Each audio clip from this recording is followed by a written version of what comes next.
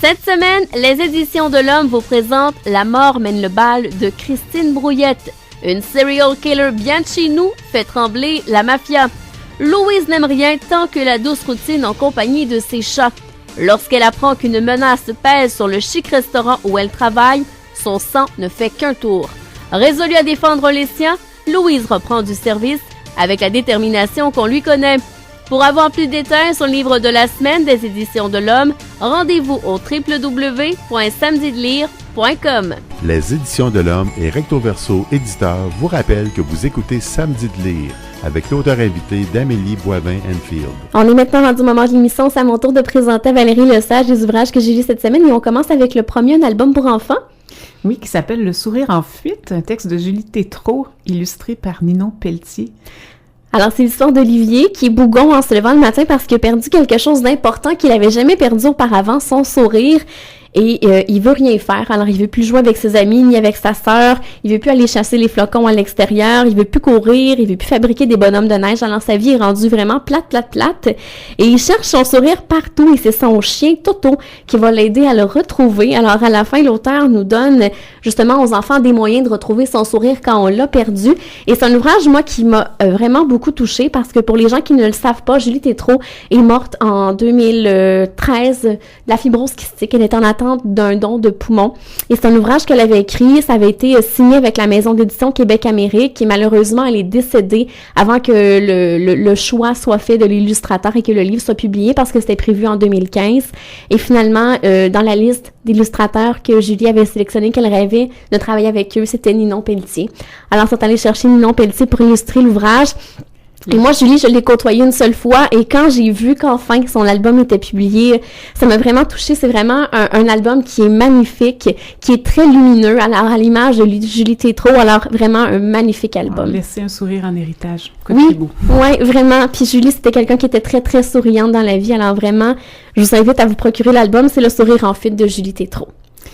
Et vous avez lu le roman de Jacques Poulain aussi, oui. Jukebox dans la tête. Oui, c'est l'histoire de Jake Waterman, alors un auteur de plusieurs livres qui fait la connaissance dans l'ascenseur de son immeuble d'une jolie femme rousse avec des lunettes oranges. Alors, elle est beaucoup plus jeune que lui et elle lui dit « J'ai lu tous vos livres et je vous ai fait une petite place dans mon cœur. » Alors, l'auteur est vraiment touché d'entendre ça de la bouche d'une jeune fille. Alors, il va tenter par tous les moyens de la retrouver. Finalement, il n'y arrivera pas. Et elle va venir cogner à sa porte de son appartement. Et il y a une belle relation d'amitié qui va naître entre Jake et la jeune fille. Et finalement, la relation va être remplie de confiance. Ils vont se confier des trucs sur leur passé. Ils vont apprendre à se découvrir de cette manière-là.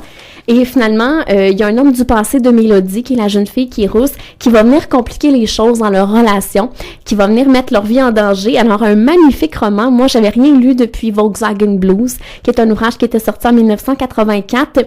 Et c'est vraiment un ouvrage qui se lit toute seule. Moi, je l'ai lu en à peine quelques heures tellement j'ai adoré l'histoire. Et on se trouve dans la ville de Québec. On fait des petites escales dans d'autres villes via les souvenirs des deux personnages de Jake et de Mélodie. Il y a beaucoup de références musicales, des références également littéraires dans l'ouvrage et on est vraiment témoin de la relation naissante entre Jake et Mélodie et finalement il va y avoir une petite histoire d'amour. Oh! Alors ça s'appelle Un jukebox dans la tête de Jacques Poulain. Vous avez lu aussi Les forces du désordre de Camille Bouchard chez Québec-Amérique. Alors, c'est Faustina, une adolescente de 15 ans qui va passer sa semaine de relâche chez sa grand-mère qui habite au Mexique. Il y a un élève de l'école qui a su qu'elle partait pour le Mexique qui va l'inviter à devenir une mule. Alors, pour les gens qui savent pas, une mule, c'est quelqu'un qui va amener de la drogue dans un autre pays. Alors, il va tenter de la convaincre de prendre la drogue au Mexique et de la rentrer ici au Canada. Et durant son séjour là-bas, elle va rencontrer les fameux trafiquants qui sont pas Jojo. Et lors de son retour au Canada, elle va tenter d'entrer 1 kilo de cocaïne au Québec en échange de 12 000 $ parce que elle a des parents qui sont extrêmement stricts, qui l'empêchent de pouvoir se procurer des objets électroniques et de luxe. Et elle va finalement être arrêtée et emprisonnée au Mexique là-bas. Et ce sera vraiment l'enfer pour Faustina. Elle va se sentir vraiment, vraiment seule là-bas. Alors, un très bon roman. C'est rare qu'on traite justement de ce sujet-là. C'est crédible? Surtout avec... Ah oui, vraiment. J'ai l'impression que Camille Bouchard a fait beaucoup, beaucoup de recherches pour vraiment nous amener dans l'histoire et qu'on sente vraiment que Faustina est vraiment dans le salpêtrin. Mais, heureusement, ça finit bien. Alors, elle va finir par s'en sortir grâce à quelqu'un là-bas. Alors, ça s'appelle La force du désordre de Camille Bouchard. Et puis enfin, il y a le roman de Gabriel Anctil, La Tempête, qui nous rappellera des souvenirs. Oui, souvenir de janvier 1998, c'est la tempête du verglas que le Québec a été touché. Alors, plus d'1 million de personnes qui ont été privées d'électricité. Alors, on a Jean, 14 ans, et ses parents Louis et Marie qui vont devoir trouver refuge chez la grand-maman de Jean, Irène, qui voit très, très peu souvent. Et Irène habite avec Arthur, le frère de Marie, qui est la mère de Jean, et sa femme Manon, alors, qui sont des gens assez particuliers. C'est la raison pour laquelle Jean ne voit pas sa grand-mère et son oncle et sa tante souvent, parce que sa mère Marie s'est chicanée avec son oncle Arthur, et on va comprendre pourquoi il y a eu une chicane comme ça, et on va vraiment découvrir, c'est vraiment un huis clos, tout ce qui s'est passé dans le passé, dans cette famille-là, pourquoi il y a autant de chicanes, et on va découvrir plein de choses, plein de squelettes qui vont sortir du placard. Alors, vraiment un magnifique ouvrage, le premier roman de l'auteur Gabriel Anctil. J'ai vraiment beaucoup aimé, surtout avec l'hiver qui perdure, là, on a froid ces temps-ci. Alors, bel ouvrage à se procurer. Est-ce que c'est un peu étouffant, là, justement, dans ce huis clos où il y a beaucoup de chicanes? Pas tant.